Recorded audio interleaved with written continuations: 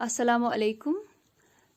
हम पढ़ रहे हैं नवाब मिर्ज़ा शौक़ की लिखी हुई मसनवी दुनिया की नापायदारी। तो इसका जो प्रीवियस वीडियो में हमने इसका पहला पेज यानी पहले कुछ अशार जो हैं वो पढ़ लिए थे। आज हम इसका दूसरा पेज पढ़ते हैं, जो हमारे कुछ अशार रह गए थे। आज हम वो मुकम्मल करेंगे इंशाअल्लाह। तो पहला शेर है दूसरे पेज का। कोई लेता नहीं उसका नाम, कौन सी गौर में गया बहराम। बहराम एक बहुत ही मशहूर फौजी रहा है, सिपाही रहा है। तो कहते हैं कि आज किसी की जुबान पे उसका नाम नहीं है, आज कोई उसका नाम नहीं लेता। इतना मशहूर होने के बावजूद भी आज कोई उसका नाम नहीं लेता। यहाँ तक कि किसी को ये भी मालूम नहीं है कि उसकी कब्र कहाँ है, यानी वो किस कब्र में दफन है। तो जैसा कि मैंने आपको कहा है कि ये जो मसनवी है, इसके ज़रिए नवाब मिर्ज़ा शौक़ जो हैं वो दुनिया की नापायदारी को समझाने की कोशिश कर रहे हैं। अगला शेर है, अब न रुस्तम न साम बाकी है, एक फ़कत उनका नाम बाकी है। यानी रुस्तम और साम बहुत ही बहादुर थे, बहुत अपनी बहादुरी की वजह से बहुत मशहूर थे। आज वो कहीं नज़र नहीं आते, आज वो कहीं बाकी नहीं, यानी वो खाक के साथ मिल गए हैं। सिर्फ उनका नाम बाकी है, लेकिन वो खुद कहीं नज़र नहीं आते। उसके बाद अगला शेर है, कल जो रखते थे अपने फ़र्क पर ताज, आज हैं फातिहा को मोहताज। फ़र्क पे ताज यानी जो कल जो बादशाह जिनको गुरूर था, गुमंड था अपने आप पे, अपनी बादशाहत पे, वो ताज लेके सर पे ताज लिए फिरते थे वो। लेकिन आज वो मोहताज है कि कोई उनका फातिहा पढ़ने वाला हो। आज वो फातिहा के लिए भी मोहताज है, यानी आज उनके फातिहा पढ़ने वाला भी कोई मौजूद नहीं है।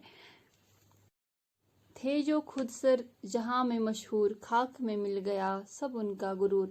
यानी जो लोग बहुत ही अपनी खुदसरी की वजह से बहुत मशहूर थे, खुद पे गुमंड, गुरूर, तकब्बुर करने की वजह से बहुत मशहूर थे, आज उनका वो सारा गुरूर, वो तकब्बुर खाक में मिल गया, यानी मिट्टी में मिल गया है।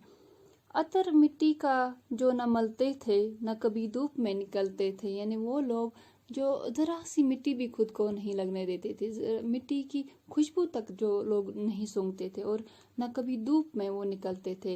यानी खुद का इतना ध्यान रखते थे, इतना ख्याल रखते थे कि वो धूप, ज़रा सी धूप में भी नहीं बाहर नहीं निकलते थे।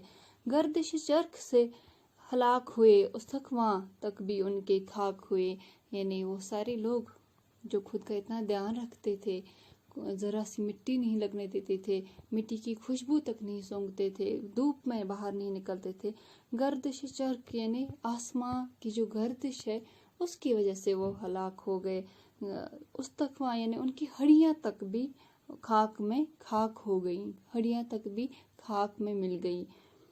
अगला शेर है, थे जो मशहूर कैसर व फगफूर, बाकी उनके नहीं निशाने कबूर। यानी वो बादशाह, जो रोम के बादशाह जिनको कैसर उनका ये जो लक़ब है, इसी तरह चीनी बादशाहों का लक़ब फगफूर है।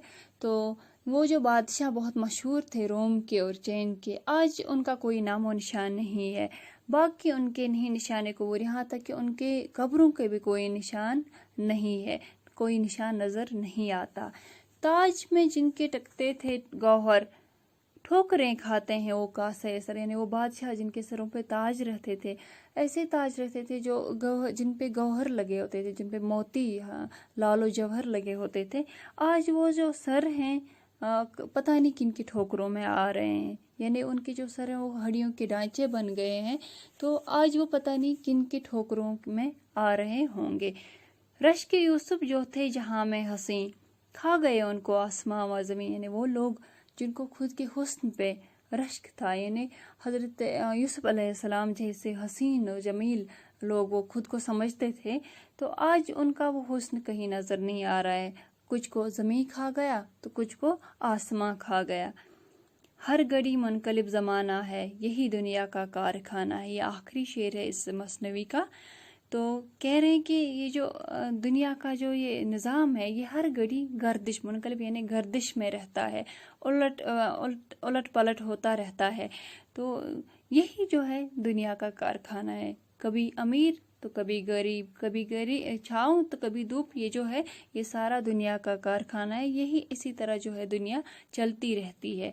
तो جیسا کہ میں نے آپ کو کہا کہ اس مثنوی میں دنیا کی ناپائیداری، یعنی کچھ بھی دنیا میں رہنے والا نہیں ہے. کوئی غریب ہے تو غریب رہنے والا نہیں ہے، کوئی امیر ہے تو اس کی امیری رہنے والی نہیں ہے، کوئی بادشاہ ہے تو اس کی بادشاہت رہنے والی نہیں ہے، یعنی یہ دنیا ناپائیدار ہے.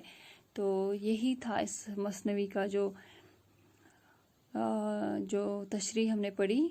مطلب اس کا یہی تھا کہ دنیا میں کچھ بھی رہنے والا نہیں ہے.